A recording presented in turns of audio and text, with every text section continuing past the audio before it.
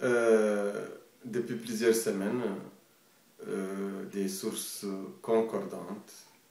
nous ont signalé que le nommé Yahya Khan, qui est comptable à l'ambassade de Mauritanie à Paris, qu'il détient depuis plus d'une année une fillette esclave chez lui et qu'il a utilisé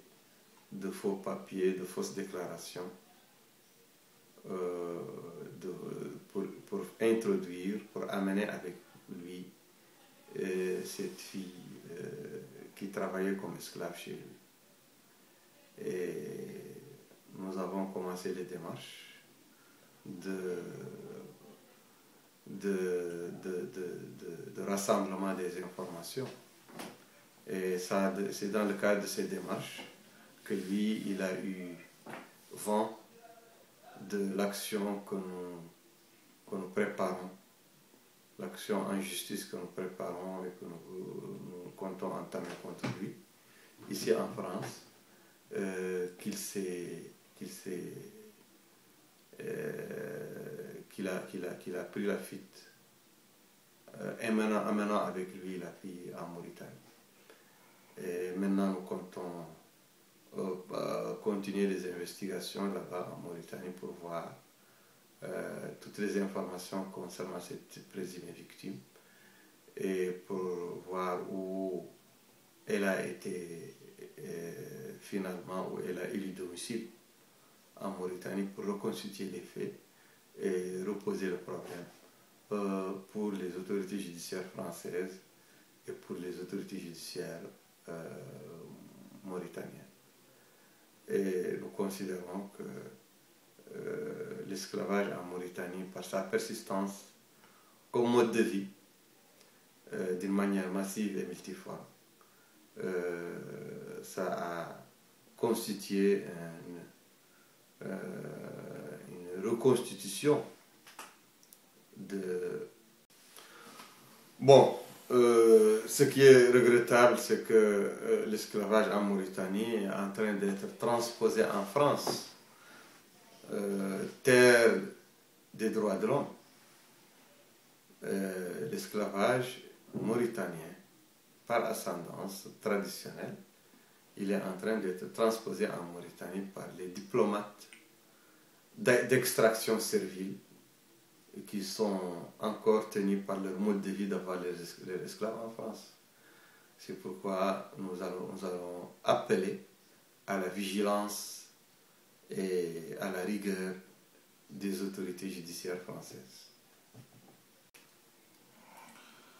Pouvez-vous nous édifier par rapport à la fatwa qui a été transmise dans la radio mauritanienne et maintenant de l'imam de la mosquée de l'Arabie Saoudite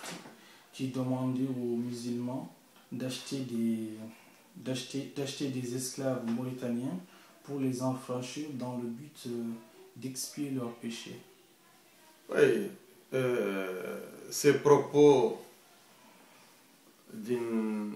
personnalité religieuse de ce niveau en Arabie Saoudite en dit long sur l'ampleur de l'esclavage toujours pratiqué en Mauritanie. Elle en dit long aussi sur l'ampleur du trafic des esclaves entre la Mauritanie et les pays du Golfe, surtout l'Arabie Saoudite. Cet imam, dans sa prédication, il a même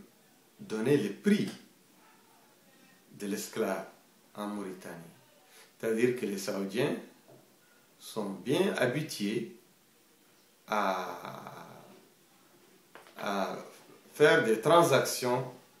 avec les notabilités religieuses, tribales, arabo-berbères, maures, qui sont couverts par l'État dans ce trafic d'êtres humains.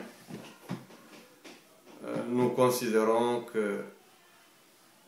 cette transmission de ce prêche qui fait l'apologie de l'esclavage en Mauritanie est clair que ça